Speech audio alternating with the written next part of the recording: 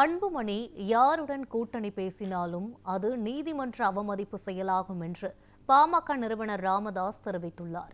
விழுப்புரம் மாவட்டம் திண்டிவனத்தை அடுத்த தைலாபுரத்தில் செய்தியாளர் சந்திப்பில் பேசிய அவர், பாட்டாளி மக்கள் கட்சி தன்னிடத்தில்தான் இருப்பதாக கூறினார். தேர்தல் ஆணையம் உச்சநீதிமன்றத்தில் தாக்கல் செய்த தகவலின்படி பாமகவில் அன்புமணி இல்லை என்றும் அவர் குறிப்பிட்டார். எனவே அன்புமணி யாருடன் கூட்டணி பேசினாலும் அது நீதிமன்றத்தை அவமதிக்கும் செயல் என்று ராமதாஸ் தெரிவித்தார்.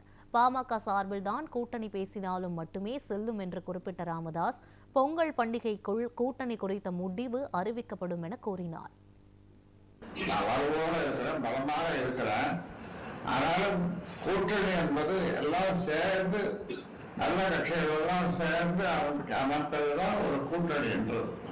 பாமக உங்களிடம் தான் இருக்குது நீங்க சொல்றீங்க, பாமக உங்களிடம் தான் இருக்குது நீங்க சொல்றீங்க. ஆனா எதிர்கட்சி தலைவர் எடப்பாடி நேற்று அன்புமணி அழைத்து கூட்டணி பேசி முடிச்சிருக்காங்க. இதை நீங்க எப்படி பாக்குறீங்க? அது ஊடகங்கள் மூலமாகத்தான் தெரிஞ்சுக்கிறேன்.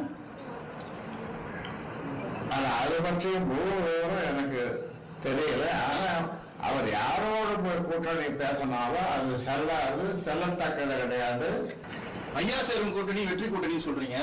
அந்த வெற்றி கூட்டணி எந்த கூட்டணி எப்போது அறிவிப்பீங்க? அது உங்களுக்குள்ள அறிவிப்போம்.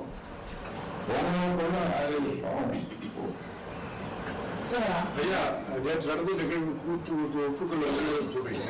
அப்படி இருக்க பட்சத்தில் அதிமுக கூட்டணி பேச்சுவார்த்தை நடத்த வாய்ப்பு இருக்கா?